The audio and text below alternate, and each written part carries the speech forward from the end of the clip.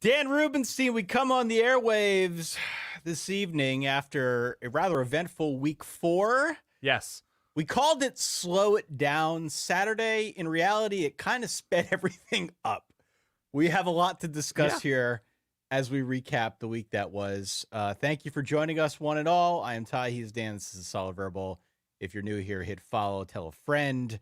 We will give you all the details about other things that you can do to help support the show and join our community throughout the course of the next hour or so. But Mr. Rubenstein, how you doing after that week? You should feel good about the fact that Oregon didn't play and wasn't part of any of these fracases that we saw around college football. I had enough from the first 2 weeks of the Oregon Duck 2024 season, enough scare there that I'm fine. A week off was good for my blood pressure, good for my health, good for my mental well-being. It was a great day. It was.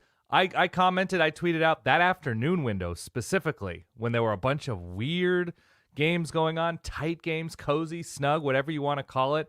It was an all-time afternoon window as far as I'm concerned. At least like that stretch around, if I can do a quick time math, Ty, somewhere around like 4:30 Central, 5:30 Eastern. I can't do all the time zones, but you know what I'm talking about. It was great.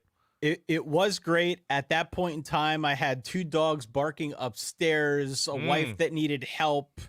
We were all hungry. There was a lot going on, and then there were games flying at you from every which way. So my sense is that our verballerhood out there felt similarly because the early block of games, as we predicted with our window of opportunity, wasn't quite as meaty. But then as we got into the afternoon slate with some of the games as they materialized, obviously it lived up to the billing. And then this evening we had a pretty interesting handful of games as well. So the course of the next hour or so is going to be us going through our top 12, the top 12 things that move the needle for us. Yes. We did put out a call for more tweets. That worked well last week when we said, hey, who are you a fan of and how do you feel right now? So we're going to get into that, play a little role play.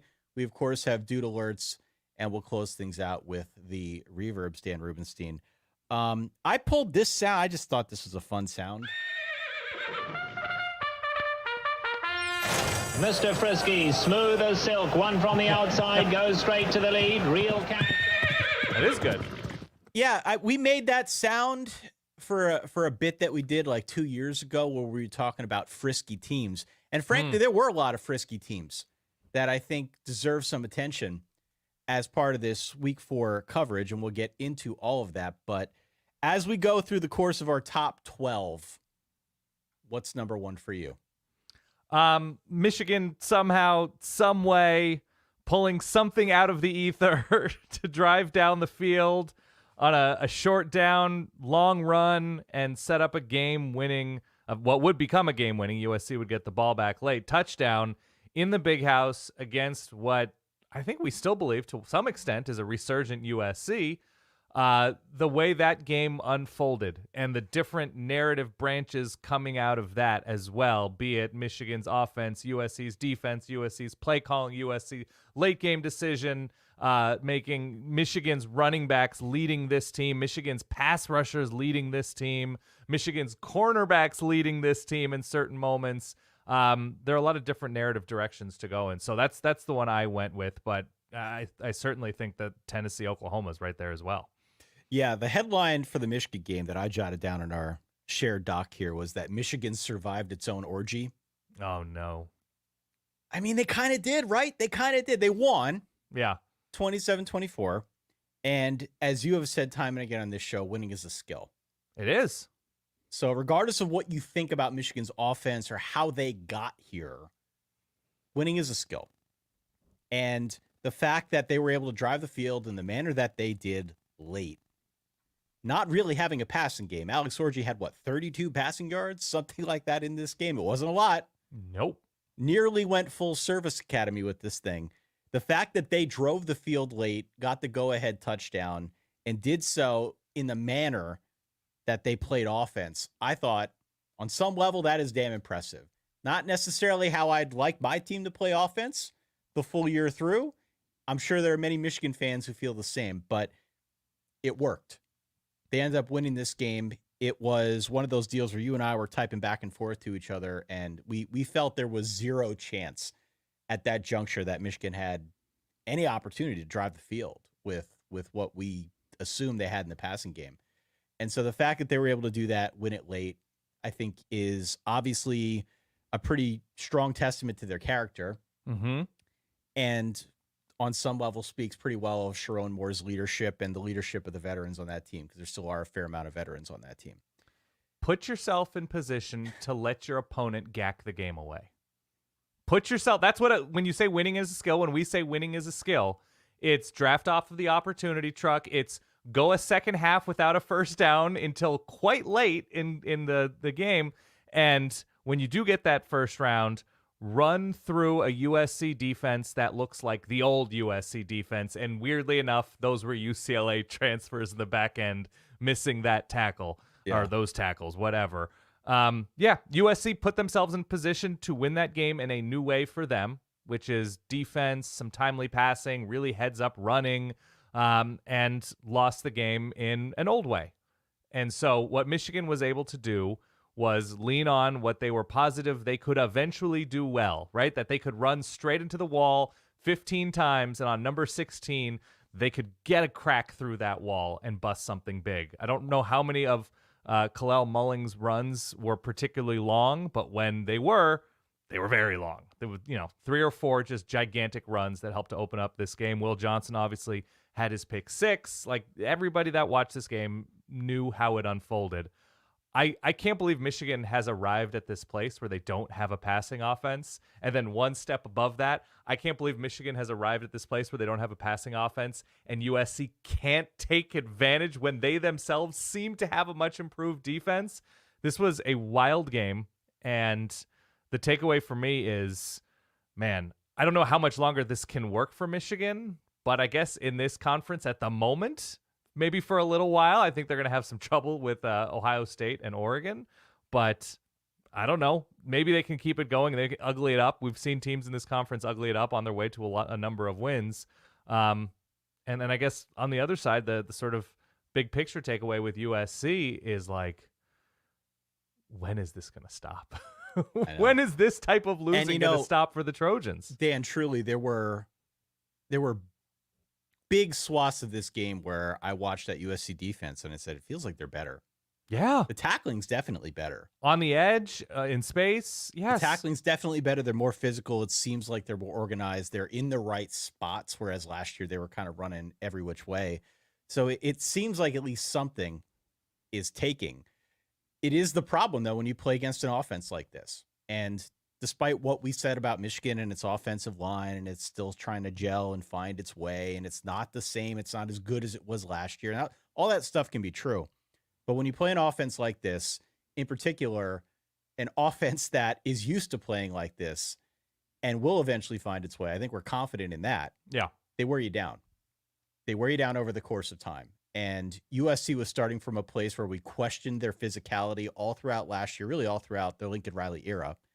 Coming into the season with D'Anton Lynn, they were trying to improve that. They were trying to get better up front. And I do think they got there, but ultimately, to your point, yeah, they lost in the old way because Michigan ran this offense. They wore them down. In doing so, they kind of proved to the world that they've got 2 marquee runners in the backfield. Donovan Edwards is on the cover of the damn video game. He might not be the best running back on the Mullings team. is better. He runs tougher. Yeah. Yeah, so there's a lot to like here on the Michigan side. It is just a question of how long can they continue winning in this particular way. If you're a Michigan fan, so what, right? So what? You're undefeated. Oh, I don't think they want to watch this every week. I don't think they do either, but you'll take the win however you can get it. Of course. Yeah. One part of me said, like, watching this Michigan offense in a winning effort, of course, that you couldn't take the 6 days and figure out how to use Alex Orji in a novel, unique way that takes advantage of what he can do. And then when you'd see him roll out and try to hit one read or go passes, he would miss. He would just miss. And so, like, behind closed doors in Ann Arbor, I'm sure there's a lot of, like, what do you want us to do? What do you want us to do here? And, like, we can't have Davis Warren throwing 3 picks against Arkansas State. We can't trust that heading into the Big Ten season. And we know that Alex Orji is not going to throw the ball a ton, so maybe we won't turn the ball over. But, like, what do you want us to do? We're not completing passes. I don't think they had a pass completed to double-digit yardage until the very end of the game. Like, I think that there was I think it was the backup tight end Klein, I want to say his name is. There was a 9-yard pass was the longest reception Michigan had for a chunk of the game. Whereas USC, they had the heads-up plays. They had the big plays downfield. I thought Miller Moss showed a good amount of composure. At times, the final drive wasn't great. The play calling near the end of the game wasn't great with those screens and shovel passes. Hated that sequence, Ty. Really, truly did for USC people. Yeah. USC, by the way, was on the verge of winning this game in a game in which they benched their starting left tackle because he was getting torched too often by Josiah Stewart. Yeah. Like, there was just the micro stories involved in this game were crazy fascinating. And these are two teams that are not going to compete for anything significant by the end of the season, likely, but none the same. I'm fascinated by it. All the same. A really nice win for Michigan. However you got to do it. Yeah. They did it. So good on them. I guess the flip side of things, if we're talking about offense and winning in a particular way, we could talk about Tennessee and Oklahoma as sort of our number 2 item from this week. Tennessee does get the win on the road in Norman by a 25-15 score in a game that was dictated more by defense than perhaps many would assume. And in particular, it was the Tennessee defense that stood up in this matchup, and I think really asserted its dominance. We talked about that on the preview show that we did on Thursday. It's not a great surprise that Tennessee up front especially would make a serious impact. They were able to force 3 turnovers in this game, 2 of which were fumbles, 1 of which was an interception. Mm-hmm. It just felt like for the vast majority of this game, Oklahoma really could not get any traction here. They scored most of their points in the fourth quarter. Until that point, though, had 3 via a field goal very early on, and then it was mostly them getting shut out. It was a lot of Tennessee asserting its will. It was a lot of us, I think, drooling over Nico and how composed he looked, even if the numbers don't necessarily jump off the page. Right. Tennessee felt far and away, completely separate from the score, like the better team in this game. They just felt like they were more together. It seemed like they had more playmakers. Their guys were in the right spots. And Nico was just, I thought, super composed, wise beyond his years.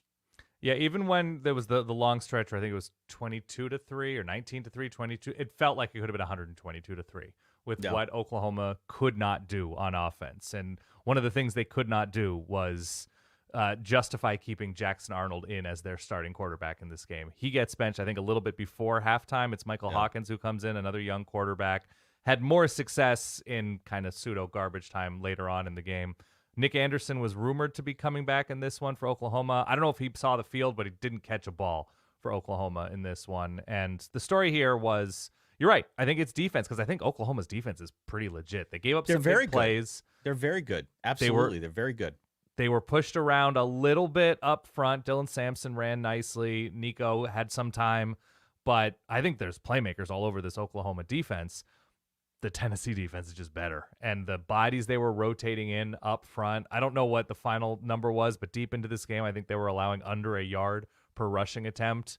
They had fresh legs. They were physical. They were all over the place. And in Nico's first start, it's his first SEC start, correct?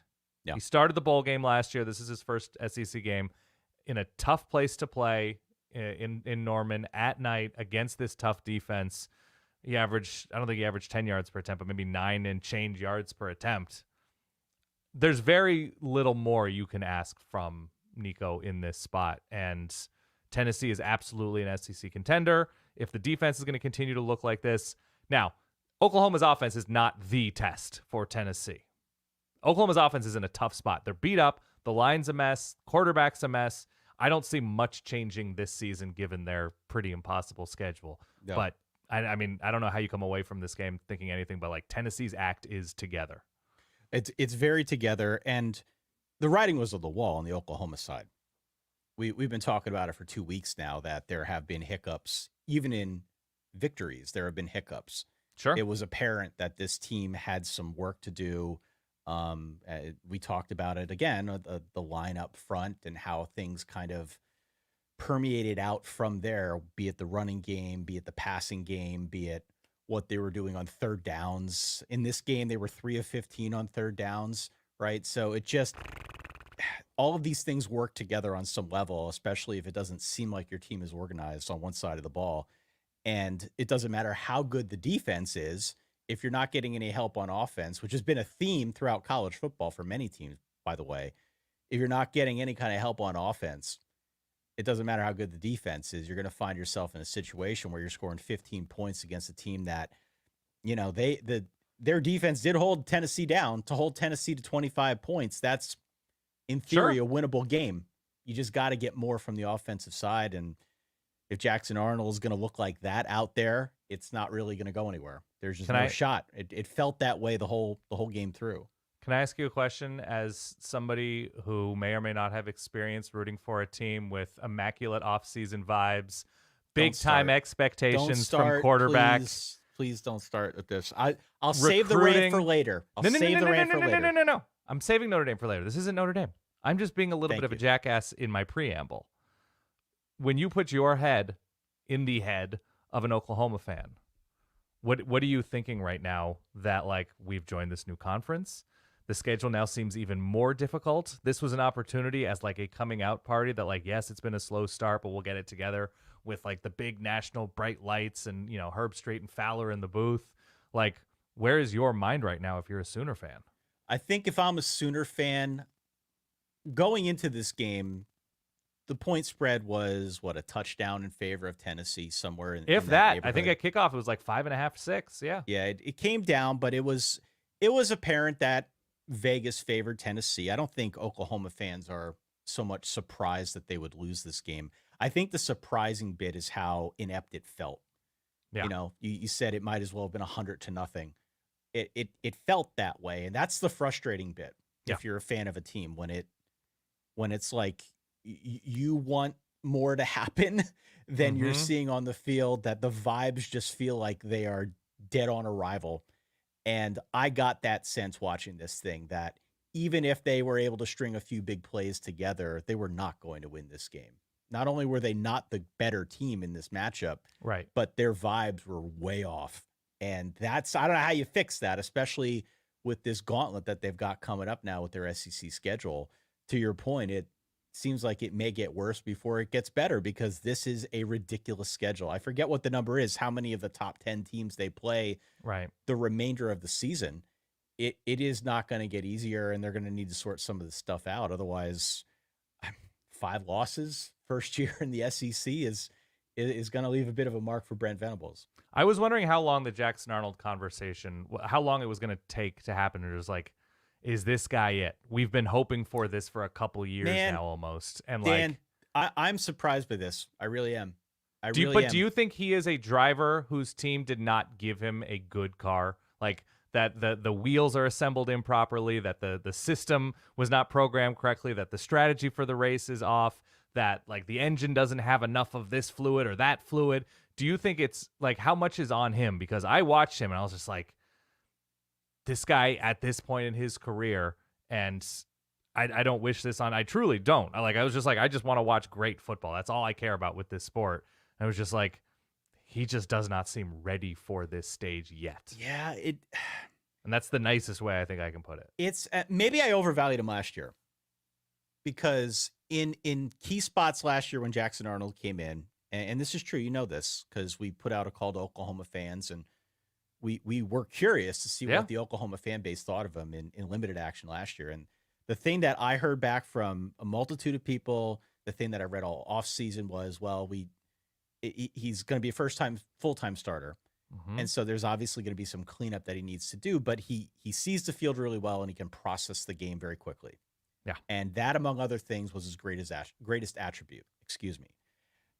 You put him in a situation like this, I don't know if it's the line in front of him makes him uncomfortable. I don't know if he doesn't feel like he's got the same playmakers out wide. He doesn't. They're hurt. They are nicked up, and so that stuff obviously plays a factor, but processing be damned. I get the vibes that it's coming at him a little too quick. It's coming fast. Yeah. And that's kind of surprising to me because I was really high on this kid maybe until this point in time. It was, and this doesn't have to do with him specifically. What a day for like this quarterback was atrocious, or this quarterback was the best ever. It was like there was no middle class quarterback performance today. No. It was great. Well, let's go to point number 3 then and talk about the Utah game. Please. So Utah ends up starting its backup. Cam Rising, unfortunately, out again in this game. Yeah. Still dealing with the hand injury. Some of the rumors that we heard earlier in the week about him being out ended up being true. Yeah. So you Some see Vegas this. line swings, yeah. You see this. Cam Rising's not playing. They're going into Stillwater, which always is a tough place to play. Oklahoma State's riding high. I think the expectation is this is going to be an uphill battle for Utah. In reality, it was the exact opposite. In reality, it was the Utah defense that, again, dictated the terms. It was, again, the Utah rushing attack that dictated the terms. It took forever for Oklahoma State to boot its offense up. Alan Bowman was not doing much of anything for most of this game. Ollie Gordon was mostly a non-factor. I just was very disappointed. If I'm an Oklahoma State fan, what was bouncing around in my head is, we just had the conversation about Oklahoma. That's separate.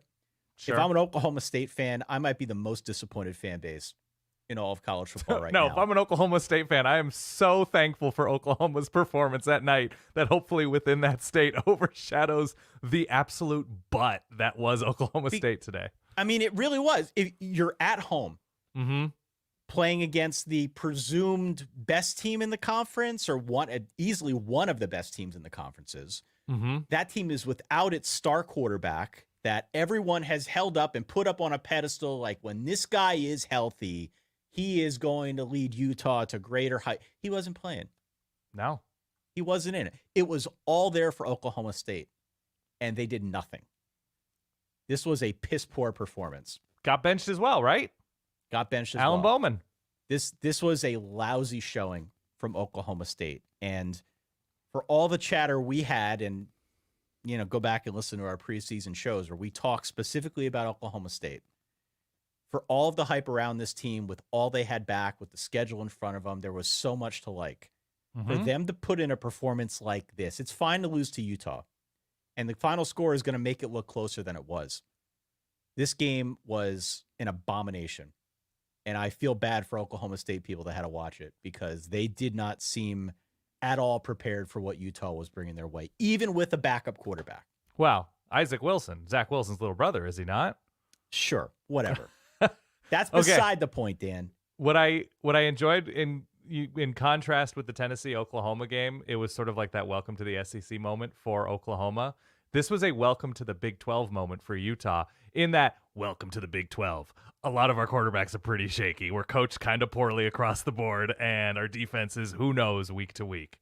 It was Utah. The new guys dictated everything almost from the start. They pushed them around. They picked them off.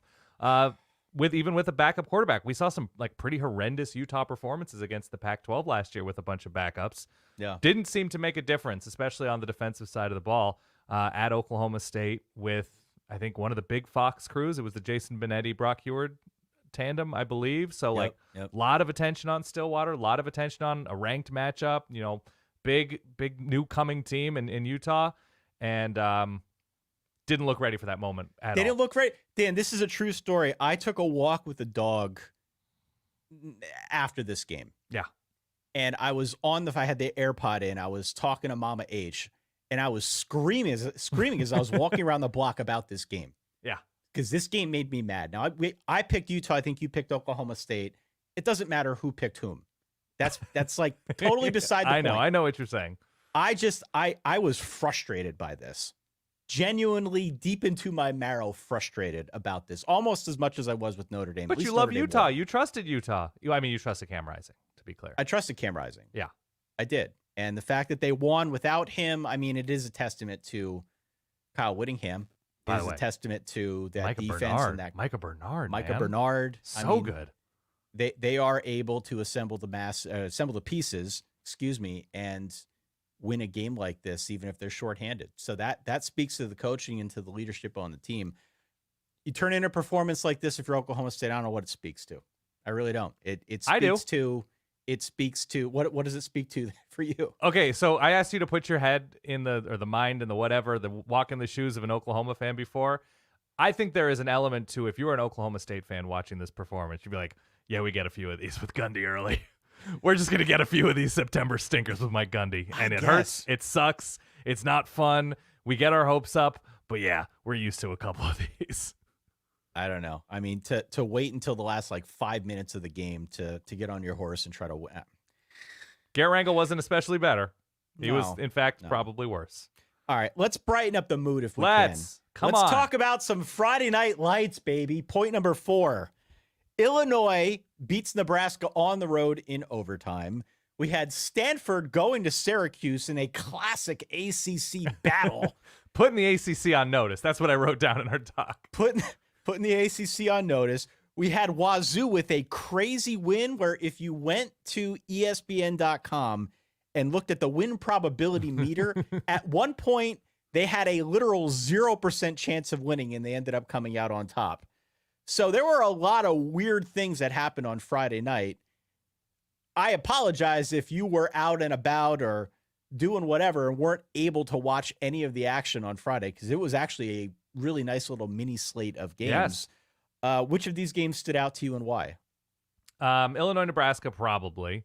Just because they were ranked and I didn't really know what to expect from these other two. And I think the San Jose State, Washington State one went well into the night because it did. At least one overtime, right? At least one overtime, yeah. So I watched Illinois, Nebraska. I finished watching it this morning, and I came away crazy impressed, really, with both of these receiving cores, but the fact that Illinois is winning with Zachary Franklin and Pat Bryant, defensive stops, they really sort of crunched down on Nebraska's rushing attack, Dante Dowdell and those guys. Like that had been one of the more interesting developments. Nebraska able to run the ball early on.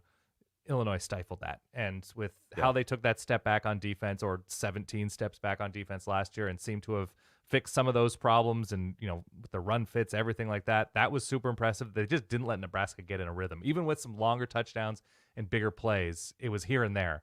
It was not a consistent thing for Nebraska's offense, and that's okay. Dylan Raiola is still a true freshman. Development isn't linear. Progress isn't linear. He's going to be really, really good. Yeah. Patience is key here. But I thought Luke Altmaier was just a really impressive, steady hand for Illinois, and for them to win like they did. They got the ball to a giant dude for a touchdown, which felt great watching.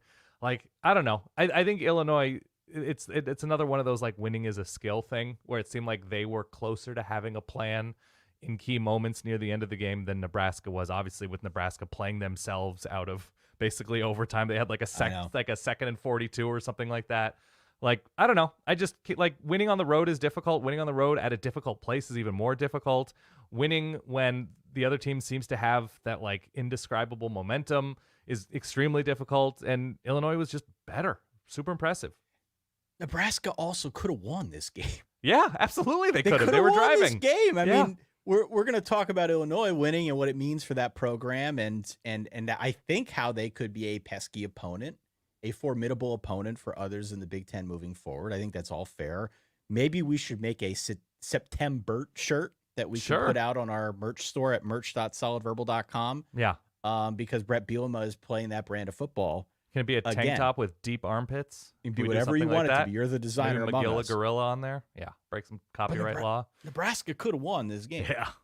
They could have won this game. Dylan Raiola had a guy open in the end zone, and he just barely overthrew him. Mm-hmm. He is going to work those kinks out. He is going to be very good. But the combination of missing guys and missing field goals, and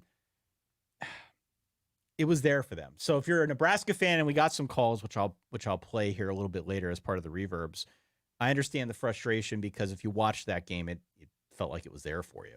It really did. Yeah.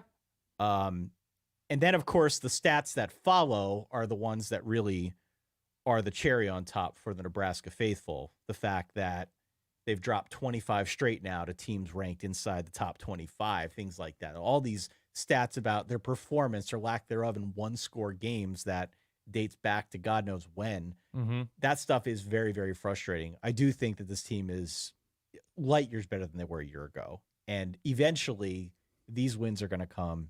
The coach is better. The team is better. The quarterback is way better, even as a true freshman. So try to take this one in stride. It's not like Nebraska was going to go to the playoff anyway.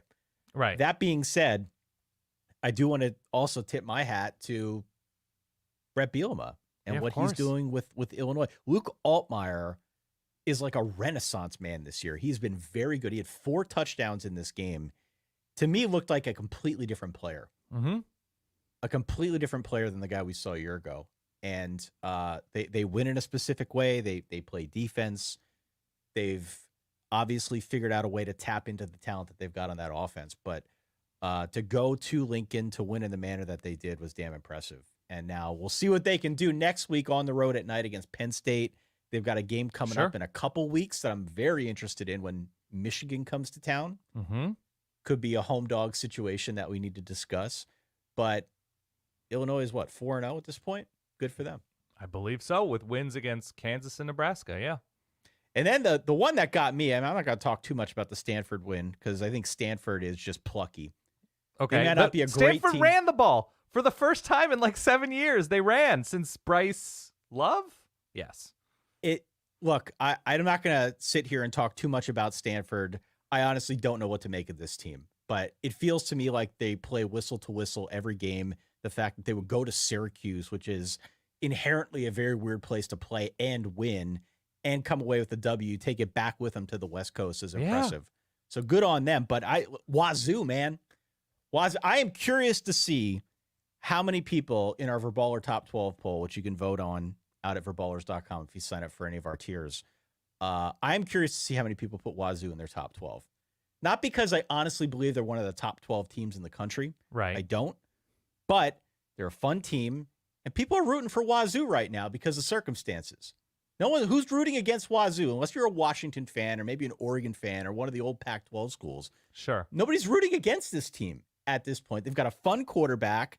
That game was wild as hell. Mm-hmm.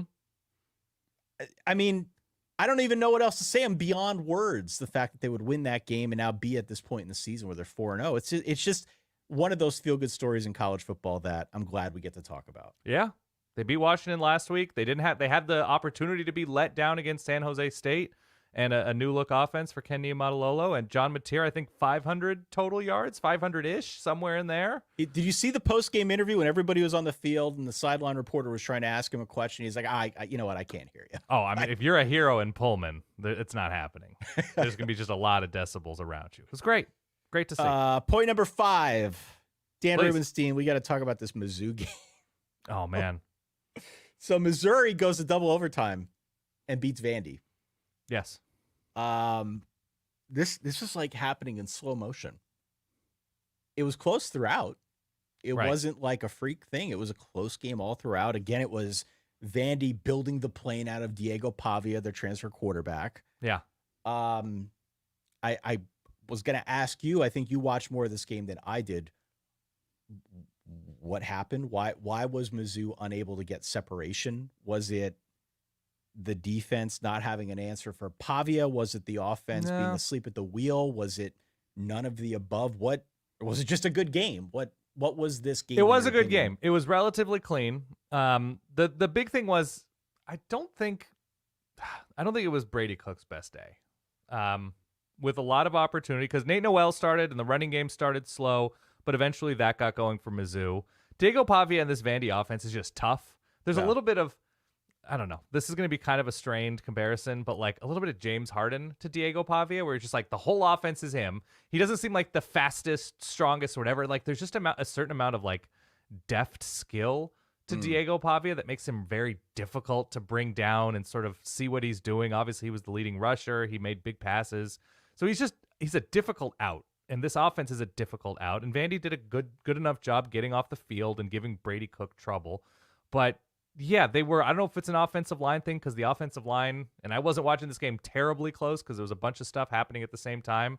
But I don't think they're going to look back and think fondly about their performance against Vandy. It seemed to be like an offensive line and Brady Cook off day together. And so he had a beautiful pass to Luther Burden in the first overtime, I believe, in the back of the end zone from whatever it was, 25, 30 yards out. But outside of that, it was quality players making quality plays for Mizzou in spite of just a not great day all around in the passing game, I'd say. The interesting thing on the Mizzou side, provided they could avoid games like this the rest of the way, they're 4-0. Yeah. They've got a road tilt at A&M next week, an early game, thankfully not at night. But after that, it's UMass, weirdly on the road. Great. Don't ask. Home against Auburn, very winnable. On the road against Alabama, which is far and away the toughest game that is on this schedule. Mm-hmm. Home against Oklahoma, that's a winnable game. On the road at South Carolina, winnable. On the road at Mississippi State, definitely winnable. Home to close out the year against Arkansas, winnable. Yeah. We talked about it in the build to this season. This is the best schedule in the SEC. Yeah. Full stop. There's not even a second place, Dan. You go right down to third and fourth because this really worked in their favor. They got to avoid games like this, though. They came away with the win, but you'll recall the game last week against Boston College was close. Yeah. The game this week against Vandy was close. The SEC is such that even if you've got games like they do that I just listed out, you still could drop one of them randomly. Yes. Just the way college football works.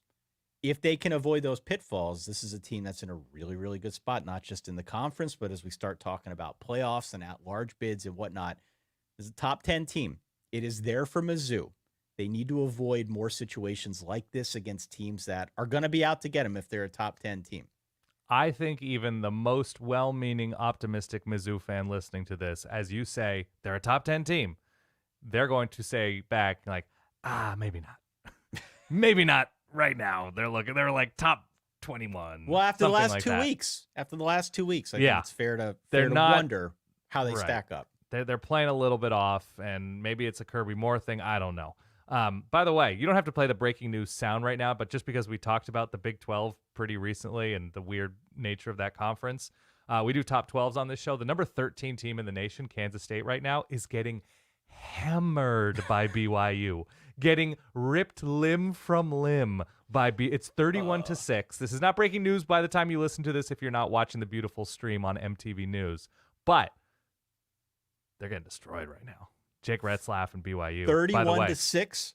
31-6. And oh my God. I'm not getting ahead of myself, but look at BYU's schedule. It's not too shabby. This would be a great story for 9-3, 10-2 BYU. It'd be a great story for BYU. They had so many questions coming into this year. Yeah. Why don't we save that for the Tuesday show? Yes. The Tuesday show is generally where we do the spillover stuff we don't get to talk about because we're just covering the top 12 things. But wow. Avery That would Johnson, definitely be a 7 story. of 16 for 49 yards, 2 picks, 3.1 yards per attempt. Let's go to point number 6 and talk about the JMU Gernot. Yeah, it was a tough one from me, that nickname, but I don't know, man. When your quarterback has 7 total touchdowns. Woo! James Madison. Got to play the shootout when you win a game 70-50. It's a basketball score, Dan. It is. James Madison beat the brakes off of North Carolina. They covered the over on their own by halftime. The over-under was 48.5 points. They had 53 after the first 2 quarters. I don't know what happened here.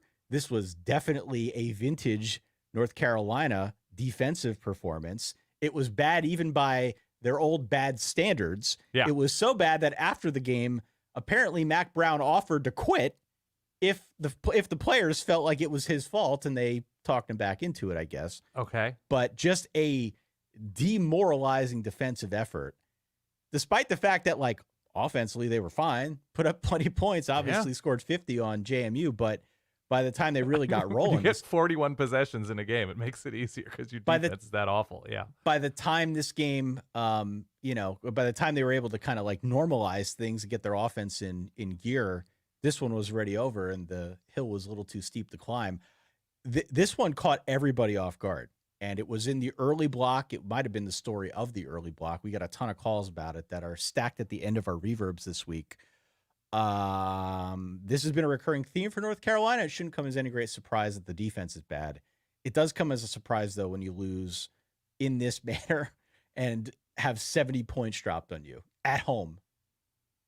I mean, it's not a surprise when you associate yourself with both Kurt Signetti and Bob Chesney that you're out here dropping basketball totals on an ACC team like JMU has done. Alonzo Barnett is the quarterback for JMU. We should definitely say his name out loud. He was ridiculous in an all-purpose effort. Goes for I don't know, high 400s total yardage as well. Total yardage. He had 388 through the air and 5 touchdowns. He had 99 yards. So in total, what is that? 487 with 7 total touchdowns, 2 of which were on the ground. So an incredible performance from him. And Jacoby Criswell, by the way, who was at North Carolina and transferred out, now transferred back and is a starting quarterback because of the Max Johnson injury. He's backup quarterback, though, yeah. I mean, he had a good game in his own right, 473, 3 touchdowns through the air. We could sit here and read stats. Obviously, 120 points. You know, there was a lot going on here. But the defense ultimately is what did in North Carolina, and especially giving up 53 points in the first half. It's just sort of impossible to come back from that when you're down 53-21 after 2 quarters. In defense of North Carolina, when Mac Brown goes to an econ lecture to find his 2 deep, this is about as good as they're going to do, because that's what it felt like. What was the score in the at halftime? 53-21. Oh my God. It's just, the conversation was like, let's hire Jeff Collins. This is a real ass defensive coordinator. Yeah. And they got real ass today. That's all it was. It was pure unadulterated ass. Yeah. Okay, let's move on. Let's talk about the Iowa offense. Yeah, surprisingly, the Iowa offense putting up 31 points against Minnesota. This was a good game for a while until Iowa started asserting its will on the ground. And Kaleb Johnson, we got tweets about this. Some calls came in late about this. Kaleb Johnson's really freaking good. Kaleb Johnson might be the entire offense for Iowa. Whatever renovations they made, it still runs through him and runs through the running game. But over the course of time here with this one, they were able to really push Minnesota around up front. And I didn't even see how many yards he finished with. It felt like a boatload of them, because every time I looked up from taking notes and getting ready for this show, he was running for like another 12-yard gain. Yeah. There's shades of like, was it Andre Williams for Boston College? Yeah. We're just like, they're building the whole plane out of him, and so far it's working. Like Kaleb Johnson could play himself to New York. Oh, absolutely. Like with how he played even in a losing effort, which I also appreciate, right? Like how he played against Iowa State and how he's played all season long. Like Cade McNamara had a legit not good game throwing into a very good Minnesota defense. Yeah. And Iowa still has not figured out a passing attack this season. 62 yards for Cade McNamara, by the way. What was his yards per attempt in the end? It was the threes, I think. Yeah, 19 attempts, 62 yards. So what, 3? Yeah, 3 and change. 3 and change. By the way, Kaleb Johnson, far be it from me to not read this number. I just didn't have it in front of me. 206 and 3 touchdowns. So 206 and 3 touchdowns. Yeah. I mean, just having a banner day again and again and again for this offense. Iowa defense picked off your guy Max Brosmer a couple times in this one. 2 times. I thought it took Max Brosmer a little bit to get into the rhythm of this game. Once he did towards the end of the first half, really outside of like the first couple drives, I thought he looked really good. I genuinely thought he looked really good. And so it wasn't so much on him that the defense couldn't stop the rushing attack. There was a little bit of, I think, flailing down the stretch, trying to make plays, and you can only do so much. They didn't really have much of their own ground game going, so it was very much on Max Brosmer to try and bring them back. And I think he looked better. Mm-hmm. He looked better than he had at early points this season, but Kaleb Johnson running for 200 yards, 3 touchdowns. There's only so much you can do. That pig is going back to Iowa City, Ty. Floyd is going back to Iowa City. Nice win for Iowa. Yeah. Iowa's going to be an interesting conversation for us.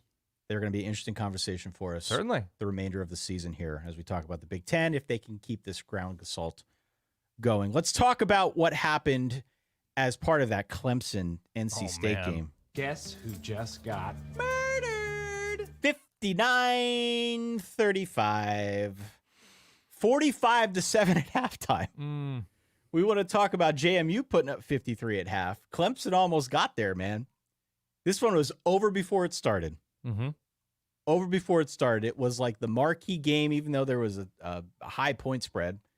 The marquee game with 2 interesting squads squaring off at noon. And if you took a long pee, it was over. Yeah. Yeah. It definitely was over. Not even close. Never close. Phil Maffa had long runs, left the game injured, but it appears to be just a stinger, a shoulder stinger, I believe is what I saw, and he should be okay, knock on wood. So that's good news for Clemson moving forward. And I'm thankful because I didn't have to sit and watch this game for 3.5 hours because it was not fun to watch what NC State was trying to do in protecting CJ Bailey's blind side. I do like CJ Bailey, by the way. I think he's going to be pretty good. I do like, he's throwing every pass like he's a shortstop turning a double play. He's got like the very deep, like borderline sidearm delivery, which somebody's probably going to need to fix. Right. If he wants to go pro, because that's a recipe for tip passes. But I thought given the circumstance, I thought he actually looked quite good. And it's not necessarily his fault that Clemson just did a flash fry here and scored 28 points in the first quarter and put this thing out of reach immediately. Okay. Yeah, Clemson's been doing that to teams. Clemson's been doing that, and I don't know. It has the vibe of, I assume you played like Street Fighter 2 or Mortal Kombat, one of those games, like when you find your character and you figure out your combos that are really going to work well, and they're taking on all comers and they're throwing their sonic booms and they're doing everything that are working magnificently. And then sometimes you run into somebody who knows the combo and you're like, oh, what do I do now? And that's Georgia in Clemson's case. But it looks like they're going to, I don't have their schedule in front of me right now, looking awfully nice. They're looking awfully nice. So they beat App State by a 66-20 margin a week ago, 59-35 this week. That's if I've done the math correct. Close to that close. Yeah, if I've done the math correctly, it's like 125 total points, whatever. Yeah. It's a lot. The rest of the way, I mean, it's there for them. It is really there for them. I talked about Mizzou. Clemson feels like it's in a very similar category. Easier conference. Okay, I'm not comparing the two conferences. Wait, how so? Clemson's rolling. Mizzou's struggling. Stanford? No. Schedule Here's what I'm saying. Schedule. Yeah. It's there for them if they can avoid any pitfalls. Stanford, Florida State, Wake Forest, Virginia, home game against Louisville, road tilt at tough. Virginia Tech. Pitt on the road might be the best team on this schedule. Tyler Shuck and Louisville look good. Louisville he and Ja'Cory Brooks have a nice connection. Yeah. Citadel, and then obviously the rivalry game to close things out against South Carolina. But this is a team that's in a really good spot. They don't play Miami this regular season. They may play them in the conference championship game if kind of results hold. But if you're a Clemson fan, you got to feel pretty good about where things stand right now, especially given the way that they started. Oh, there's what? HKP, Ty. It's hot knife potential for Clemson. Let's talk about some of the G5 hijinks that took place this weekend, shall we? We had 4 notable teams lose in the G5 ranks. App State got pounded on Thursday night by South Alabama. They did. Memphis, we called the Memphis game out, did we not? We did call Memphis coming off of in a letdown spot after beating Florida State and Doak, going to Annapolis to take on Navy. It just seemed like very trappy to us. Gave up 56 points to Navy. Navy won outright. Yes. Memphis goes down. Toledo lost to Western Kentucky. Western Kentucky is pretty good offense, right? Toledo coming off a big win, right? They lose that game. And then, of course, the dagger for me as a Notre Dame fan, wearing the Notre Dame shirt on the broadcast, NIU loses in overtime to Buffalo, of all teams. So definitely not great for some of these schools. I think App State was out of the running with respect to the playoff, maybe a puncher's chance from afar. They were out, but Memphis certainly felt like they were part of it. Toledo was a team that was getting some attention. NIU was ranked, Dan. So those are kind of like the fearsome foursome of G5 teams from this past weekend. And as we speak right now, because there were delays and whatnot, we do have the East Carolina Liberty game that is taking place. This one's at time of recording, about midway through the third quarter, and Liberty is down at home. This is another one where it's like ECU's the best defense that Liberty's going to play all year. They may not have much of an offense, but what can the Flames do against a really solid defense as the Pirates have? And I don't know, through the early part of this game, they were down 14-0 at one point. They may be trying to claw back now. By the time people hear this, it'll be old hat. But this could be a fifth team that we had assumed would be part of that playoff discussion that could also be in trouble now moving forward. By the way, you know who else might be in trouble? LSU. You know who they play next week? The Jaguars of South Alabama, Ty, who have scored 135 points these last 2 weeks. Granted against Northwestern State, but App State as well. Yeah. South Alabama's coming, Ty. I'm just telling you right now. I don't know what LSU looked better in the second half against UCLA. We'll get there in a moment, but Jags are coming, Ty. The Jags are coming. We will get there in a moment. We got to talk about the Colorado Hail Mary. Oh my God. It was the most non-Hail Mary, to be clear. It wasn't a Hail Mary. It was, first off, I mean, Shedeur, it was. He threw it was a Hail Mary, but it didn't really feel like it. It was Shedeur Sanders kind of rolling out, throwing off the short leg, 50 yards in the air, somehow getting it to drop, scoring the touchdown at home. They end up winning the game, right, in overtime? They won in overtime. Baylor fumbled it just before the goal line as they were going in to tie the game in overtime. And, running back got it knocked out just before the goal line. Students out on the field, just pandemonium. One of those deals where they lower the self-lowering field goal posts, Of course, right? So that they're not tearing them down and people are getting hurt. They're in for a couple grand to try and fix it. Mm-hmm. Colorado with a big win. If you're a Baylor fan, you're sick. Oh, you're sick. This game. Really Sawyer rough way to Robertson was lose. really good for a large chunk of this game, both with his feet and with his arm. They made plays. They did a really nice job bottling up Colorado's offense for a good chunk of this game, but not the biggest chunk of this game. Colorado did a great job near the end, and did a not so great job near the end as well. They were sort of shooting themselves in the foot a little bit, but that throw was it was not a Hail Mary thrown straight up into the night sky and getting tipped around and somebody coming down with it. It was just thrown on a rope for 50 yards to, was it LeJonte Webster, I think, who came up with it, scooped it near the ground for an incredible catch, incredible effort. Great catch. And Colorado pulls off a really impressive win, pulling victory from the jaws of defeat. It was a fadeaway 50-yard. Yeah, and he was pass. being hit as he threw it, too. And it was almost completely dead-eye. It was great. It was a really, really nice throw from Shedeur, and they snatched victory basically from the jaws of defeat. Again, if you're a Baylor fan, you're sick having watched that. That's a really tough way to lose. But back to the drawing board for Dave Aranda, I suppose. 2 more points here. Now let's talk about LSU. LSU, as you said, got stronger as the game wore on. The same is true for Arkansas. Sort of. That was a different kind of game, but yes. Different kind of game, but Arkansas was able to get the dub over Auburn. Elsewhere in the SEC, we had Mississippi State losing Blake Shapen for the year. Oh, I saw that. Yep. With the shoulder injury.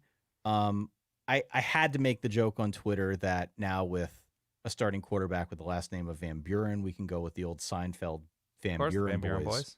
Yep. Great episode, but LSU, as you mentioned, with the South Alabama game on deck, is in an interesting spot. No, LSU got its act together on defense. UCLA was making plays in the first half. Ethan Garber's made plays at quarterback, and Ethan Garber got murdered on a touchdown pass. Yes, he did. And there were some boo birds as everybody was making their way into the tunnel at the half, disappointed with LSU's performance. I think it was 17-all at the half, and then second half I think it was 17-0 LSU. 34-17 was the final. So a lot of great adjustments made, much better tackling, much better pass rush. Early on, Garrett Nussmeier had an absolute dime of a touchdown throw down the right sideline. If I'm LSU, I'm a little bit encouraged. It's just UCLA, all due respect to UCLA, but they play. I know Harold Perkins got hurt, but they played better in that second half. And when you go against a juggernaut like the incoming South Alabama Jaguars, you need to have your I's dotted and your T's crossed, Ty. Yeah. And by the way, just if I may, if you'll indulge me for the first time this season, Ty. Oh, are you going to do it? I've been getting too many tweets not to. Okay, so do it. Arkansas-Auburn played a game today. Yeah. And it became kind of a regular college football game near the end. Auburn's a disaster. A true disaster. 5 turnovers. Missed field goal, interception, touchdown, punt, downs, fumble, punt, interception, end of half, downs, interception, punt, touchdown, interception, field goal, touchdown, downs, end of game.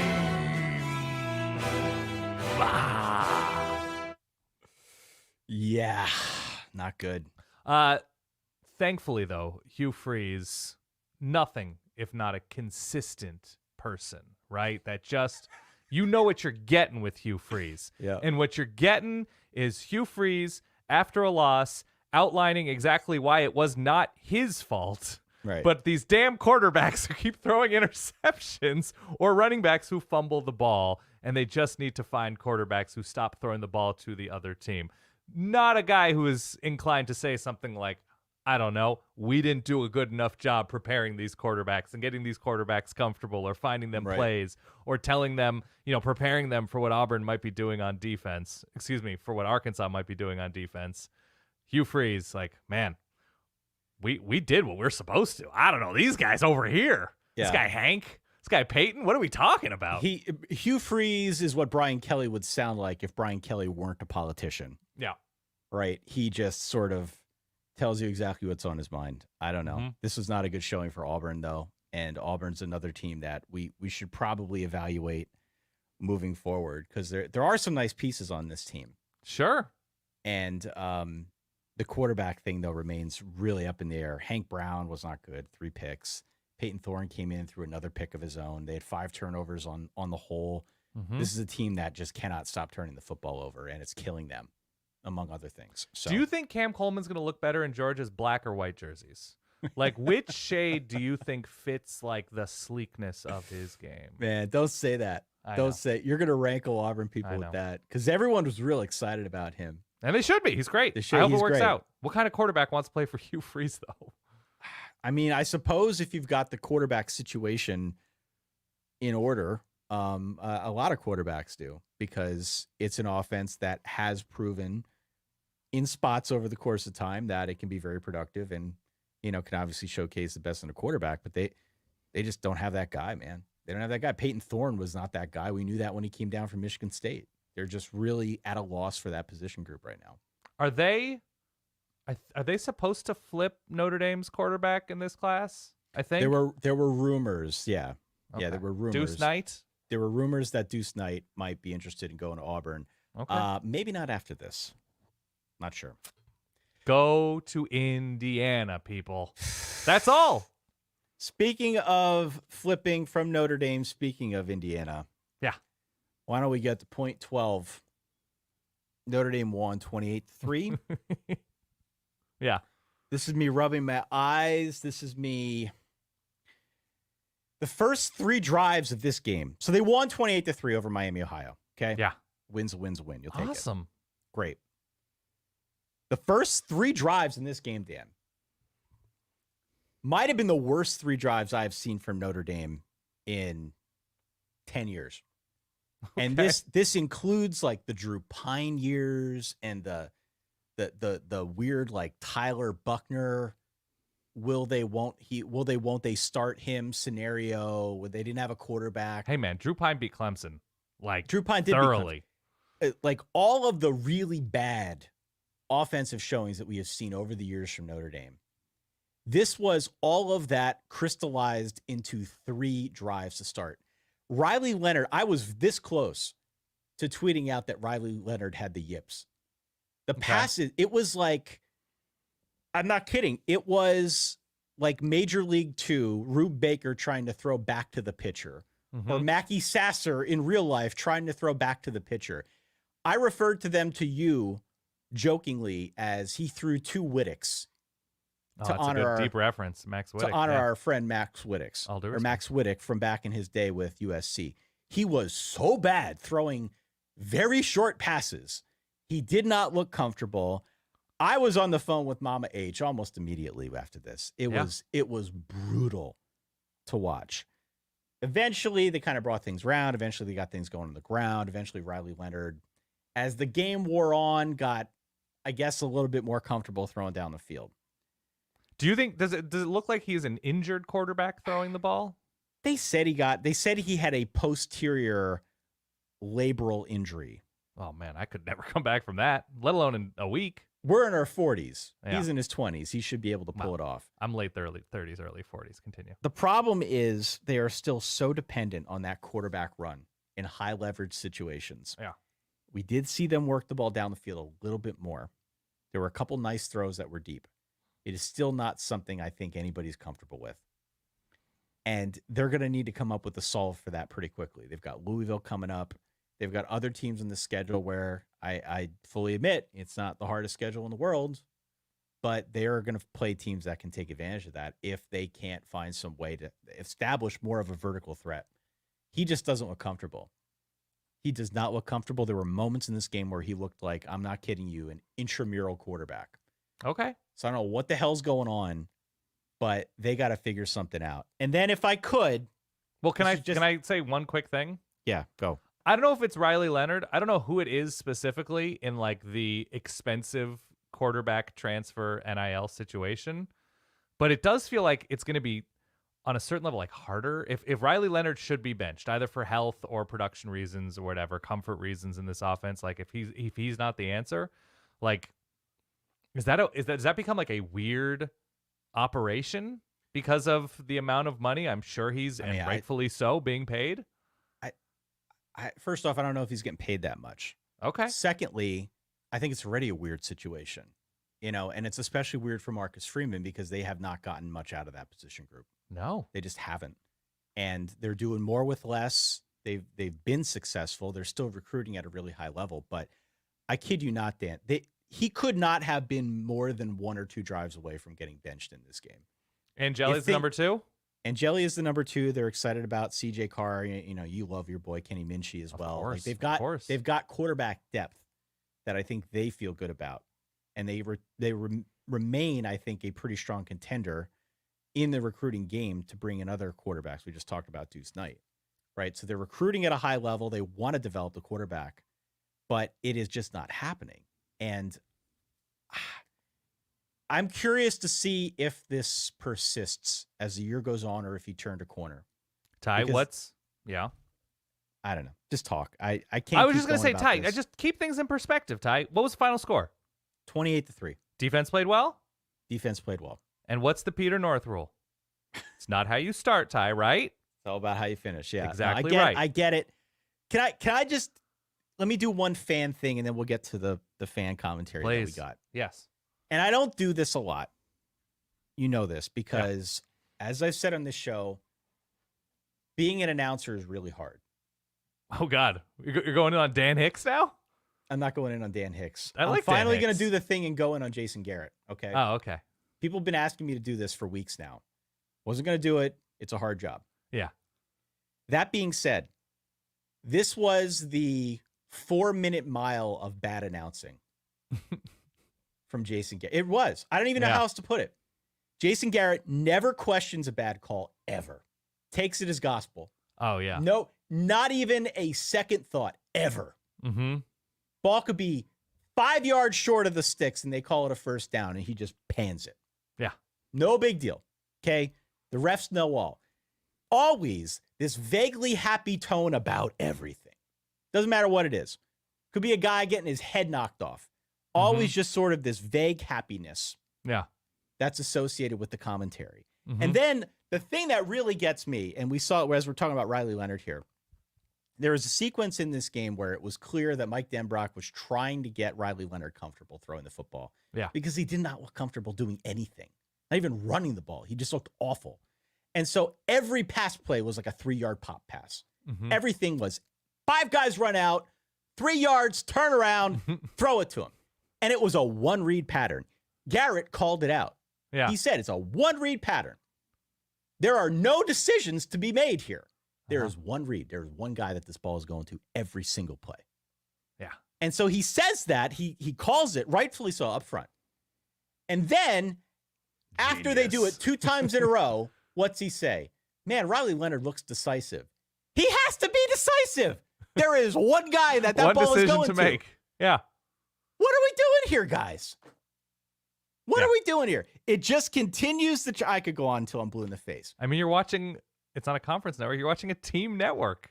It continues the trend of NBC, especially with the Notre Dame broadcasts, not taking the broadcast seriously. Of course. This is if your mom hosted. This is if Mama H hosted the Is Ty Handsome podcast, Ty. What are you expecting out of the NBC Notre Dame broadcast? At least they brought Dan Hicks back in the 3-piece suits, which I love. But welcome to episode 37 of Is Ty Handsome?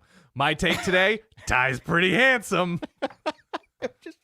they just don't take it serious. I don't know. Of course.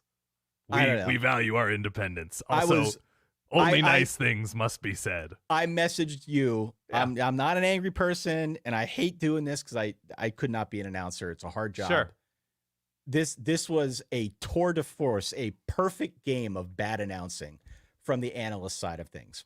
And it was just insult to injury amid what I thought was a frustrating effort. Anyway. You want to root for a real team? I'll give you some options.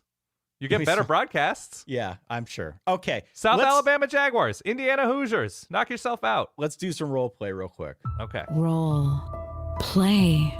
If I'm not me, who the hell am I? We put out a call on Twitter. We said, if you're a fan of blank, tell us how you're feeling, Dan.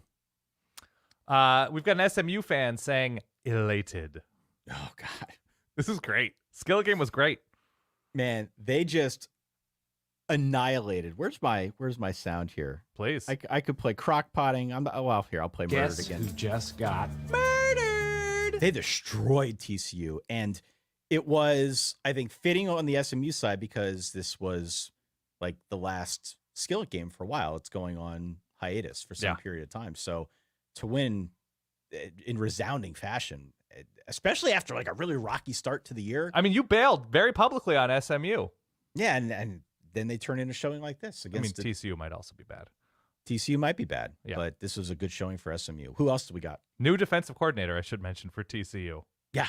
And the guy who started out as SMU's backup quarterback demolished him. And also, Sonny Dykes got thrown out of this one. He got 2 unsportsmanlike penalties, got thrown out, was being jeered by, obviously, the people that used to root for him, SMU fans. Yeah. And he, raised his fists and, it was so good. As he was being escorted off the field, he raised his fist to try and, mock them, but they just loved it. It was great. Yeah. Okay, so SMU blows out TCU in the Skillet game. I'm a Florida State fan, and I'm feeling paradoxical laughter as they somehow, some way, survived the Calgorithm and the Cal Bears at home, who Francisco Mendoza was doing everything he could. I think Cal had 400 yards of offense and couldn't score a touchdown. I believe that's what happened. And driving to win this game, and Florida State came up with big, important stops and won their first game. 14-9. Yeah. 14-9 was the final score here. Yeah. I'm a USC fan, and I feel fine right now. In prior years, this team would have folded. This year, we fought. I'll take it. You won't feel this way tomorrow, right? It's like the day after running a marathon. You're like, this isn't so bad. And then you wake up, and you can't move. It's not going to be great tomorrow. Cyclone fan and feel awesome. They lit up Arkansas State. Not all Midwestern teams do that. I tell you what, man, Yeah. with the state of the Big 12 right now, and obviously Utah has kind of established itself as maybe the top dog, especially if this result holds with K-State getting blown out. Yep. But I've been telling you for 2 months, don't sleep on Iowa State. Don't sleep on them. They're a good team. They're a good team. Their offense is better.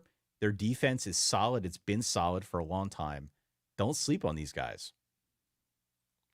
31-9 currently. Kansas State losing to BYU, the monster that is the BYU After three Cougars. quarters. After 3 quarters. All right. The next, I'm a Clemson fan, and I feel explosive. I think that's right. Definitely. Northwestern and UNC fan. Bad, Misha says. Northwestern scored 5 points, kicked a field goal from the 1-yard line while down 19-2. Yep. That doesn't seem like a good idea. I'm a Michigan fan. I feel wildly relieved. Tennessee out of breath. I'm an Ohio State fan, and right now I feel randy, I guess in an Austin Powers-y way. Quinshon Judkins had 1,000 yards against Marshall, which was close after a quarter, and then not so close. Can I ask you a question? Please. Maybe you don't know off the top of your head. Yeah. When does Ohio State play someone so we can talk about them? I think it's the Oregon game. I think it's October 12th. Good hell, they have not played anybody so far this year. And this is not me saying that they're not good. I think they're one of the best teams in the country. Yeah. Next week at Michigan State, that could be, more of a contest than we've seen so far. After that, it's against Iowa. After that, it's against Oregon, and then it's against Nebraska and Penn State. So coming into this stretch now over the next 5 games or so, where we're going to finally get to talk about this team in like a real capacity and not just they've got Western Michigan this week. We had a couple Penn State fans. Jeff said the university should start breaking ground on an Andy Kotelnicki statue. Oh, man. They beat Kent State today, 56-0 or something? Yeah. Everything you wanted to see, right? Drew Aller's good through the air. There was somebody else who stepped up at receiver, I believe. Yeah, I mean, look, I thought they looked pretty good. There were moments in this game. My text thread with friends was, I think, skeptical at points, but Amari Evans, I think, is the guy you're thinking of. Amari Evans had a nice day, 4 catches, 116 yards and a touchdown. Liam Clifford got involved here. Julian Fleming finally got involved with this damn offense, 2 catches for 60 yards. So what I liked about this performance is they did spread the ball around a lot in the passing game. We saw a little bit of Bo Perbula, kind of their change of pace quarterback that they're trying to get reps and keep him fresh. But Drew Aller looked good, only missed 4 throws, over 300 yards and 3 touchdowns. It's really all you can ask for. They've got Illinois at home next week. And as I posted on Twitter earlier today, however they pulled some jujitsu to get that to be a night game. Yeah. Good on them, because this has been a game that has obviously been a thorn in their side fairly recently. We all remember that multiple overtime game where they went to penalty kicks. 9 basically. OTs. That was the worst. Decided by spelling bee at midfield. The worst. Yeah. So now that they've got Illinois, an Illinois team that's presumably riding high after that win, at home at night, that's a good spot for Penn State. We'll see what they can do. This is, I think a pretty good defense that they're going to have to go up against. The only thing you can ask for is the number of millions of dollars that Kent State was paid by Tennessee, Pitt, and Penn State in their non-conference schedule, which was $4+ million, getting Ted Danson money to get ripped apart. They should build the Andy Kotelnicki statue. They've got Pure the money platinum. for it. They've got the cash. I think that's all we have. By the way, speaking of next week's night games, Oregon UCLA kicking off at 11 p.m. Eastern. 11 p.m. Eastern, so the Fox people can sell a bunch of ads. It's so fun. It's so great. You're going to be dead. Let's play your week for Reverbs. We still have calls coming in right now as we are doing this. I had to cut these myself, so I had to put the stop on it a little bit sooner than we normally would, just because I had to get ready for this show. Of course. But I tried to incorporate as much as I could. Thank you to everybody who dialed us at 855-VERBAL-3. You can, of course, text throughout the week. I read all of those. You do as well. Here's what you had to say on the voicemail line, though. Have a listen. Yes, it's Saturday, and I am ready for a massage from Mr. Ty Hildenbrand. Woo!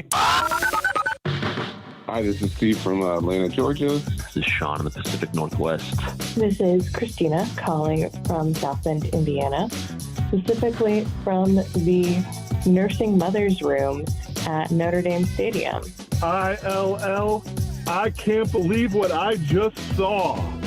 Illinois played to win. They called plays to win. They coached to win. At no point did I feel like they doubted they could win. I don't know if I can handle this. For those of you fortunate enough to not watch my Auburn Tigers lose to Arkansas, here's a quick game summary. There were 3 interceptions thrown in the span of 4 plays. If you know that, then you know everything there is to know about this game. Just wondering where my life went wrong that I'm a Mississippi State supporter. It just seems like it can't get worse every week. You know, I don't know what's worse. I've got my kids screaming in the background, and I just got done watching Arizona State attempt to field an offense. Just when you thought we were out, Khalil Mullings pulls us back in, and we rise from the ashes. It's 7:21 Eastern time. I am cleaning water off of my laundry room floor, and I don't care because Khalil Mullins is an absolute dude. Dorian Singer? Dude. Money Parks? Dude. Mekhi Bernard? Dude. Isaac Wilson? Not there yet, but gonna be a dude. will British comedy legend Alan Bowman figure it out in his 9th or 10th college football season that it's not the best idea to throw it across your body into the middle of the field? Both my brother and sister-in-law are Indiana alumni, and I am not ready to talk to their kids about a 4-0 Indiana Hoosiers. Currently in Wisconsin, just calling to celebrate 4-win Indiana. Just welcome you on, boys. Another win for Coach Sig. Boys, I thought that at the end of the day, we were looking at West Virginia having more 2-hour weather delays than actual victories on the season. Well, all I got to say is cheers, beers, and Mountaineers. Let's go Ears, baby. So last week, I called in about the fired Neil Brown, and I just need to kind of take that back just a little bit. Don't look now, but the Pitt Panthers are 4-0, and they have a quarterback. So I just watched the last Iron Skillet for the foreseeable future, and it was so embarrassing that it's almost like we're in a sim. Maddox Trujillo from 64 yards out. The Owls are no longer winless. Go Temple. Go Owls. You know, in this college football season, I don't want to overlook JMU basketball coming up with a big upset over UNC in a... Oh, wait, that's the football score? Now, some of y'all schools in that North Carolina research triangle maybe need to research a little defense. Oh no, Tar Heels, what had happened? Looks like a basketball score. You just got ran into a buzzsaw from the University of Virginia. Go Dukes! There you have it, one and all. Week 4 Reverbs. How could you blame North Carolina with JMU's up-tempo offense, all those fast breaks, right? They're just bombing three-pointers. It's so good. 70 points. Yeah, I had to put the March Madness music behind that. Of course, it's great. A lot of basketball references came in, Mm-hmm. and a lot more calls came in than I had time to incorporate into these reverbs. So please keep them coming, everybody. We appreciate the support. If you are listening, if you made it this far, whether you're new here or if you've been here a while, share with your friends, share with your people on social media. Let everybody know that all are welcome here in the Verballerhood. We are thrilled to be able to do this every week and throughout the course of the season as things are now starting to heat up and obviously get a lot more interesting. So without further ado, we have one more thing that we need to get to, Dan. How about we start? Let's talk through who our dudes are for week 4. Let's start with Maddox Trujillo. 64 yards. It was a good kicker day. I mean, for some people.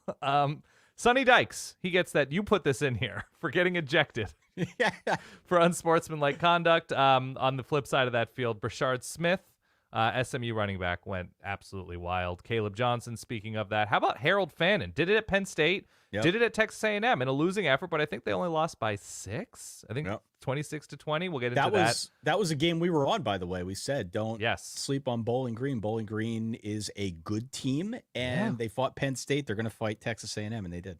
They did. The Bays craze goes on. Micah Bernard, Emmett Kenny, Stanford. Stanford led, I think, the first 57 minutes. It was 0-0, but then they led. They went down by a point with 3 minutes left and then had a game-winning field goal. So they beat, if you want to be the best, you got to beat the best. Cam Ward at Miami, they laid the lumber against USF on the road. John Mateer, you mentioned, for Wazoo over San Jose State, 500 total yards. Tyler Shuck was great for Louisville in their win against Georgia Tech. Haynes King was also really good in that game. He was. And finally, Alonzo Barnett. How do we not include the James Madison 7-touchdown quarterback in our list of dudes? We will talk more about Louisville and Tyler Shuck on the Tuesday episode. Yes. Same with West Virginia, Kansas. We got to hit a lot more of these games. There is much more to come. That's the spillover show. Yes.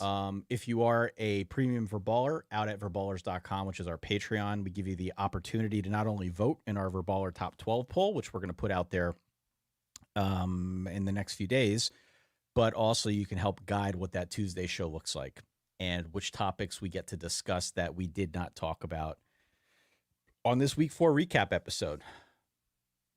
That does it. That's it. Lafayette lost, by the way. Tough loss to Columbia. Indeed. Yeah. Oh, well. Dan Rubenstein, a pleasure as always. Yes. It is late into the night. There are a few games that are still going on. We will talk about those and much, much more on the Tuesday episode and get you ready for a very big week 5. Hope you got your honeydew list done today. Yeah. Because we're going to need you to hang around TV next Saturday. Oh, we got a lot next week? Got a lot going It's on. a biggie? Great. Can't wait. Big week. For that guy over there, Dan Rubenstein, for myself, Ty Hildebrand, thank you again, as always, for downloading, for supporting, for playing along at home. We will talk to you all on Tuesday. Stay solid. Peace.